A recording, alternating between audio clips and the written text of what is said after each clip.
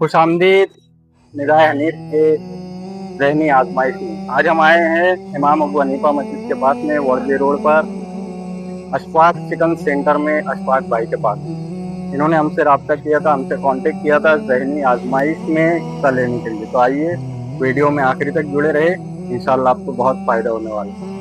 अस्सलाम वालेकुम। वालेकुम अस्सलाम। अशफाक भाई, आपने रब्ता किया था ज़हनी आजमाइश में हिस्सा लेने के लिए। तो ऐसा रहेगा कि हम आपसे 3 सवाल पूछेंगे, जिनमें से अगर आपने 2 भी सही जवाब दे दिए तो आपको निगाह हनीफ की जानिब से मसनून दुआएं हदीये के तौर पर दी जाएगी। तो शुरू करते हैं। बिल्कुल जी।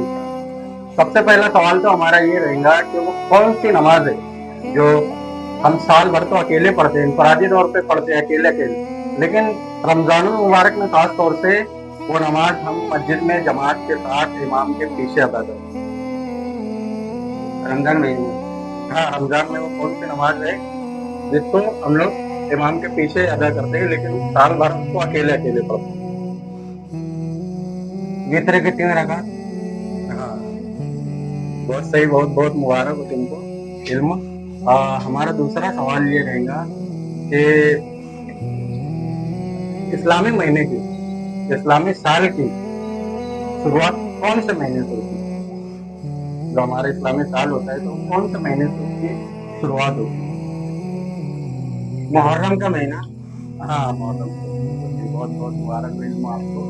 तीसरा सवाल हमारा ये है कि कुरान करीम की वो कौन सी सूरत है जिसमें एक भी मर्तबा लफ्ज फा नहीं आए? फा की लफ्ज जो है ना, वो एक भी बार नहीं आया। वो कौन सी सूरत है जिसमें लफ्ज फा एक मर्तबा भी नहीं आया?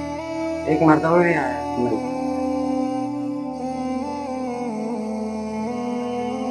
सूर्य कौन सा? नहीं, सोचिए ना, ज़हनी आजमाइश से सोच के जवाब दीजिए। सूरह कौसर में आया है ना, देना कल कौसर फसल्लि लिरब्बिका फा आया है इसमें।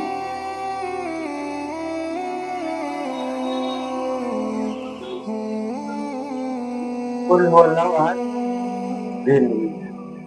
कुल अल्लाहु अहद में भी आया है लफ्ज फा। कोई मसला नहीं, कोई शर्मिंदगी की बात नहीं है। इल्म का असल में इल्म का हासिल करना ही सबसे बड़ी कामयाबी।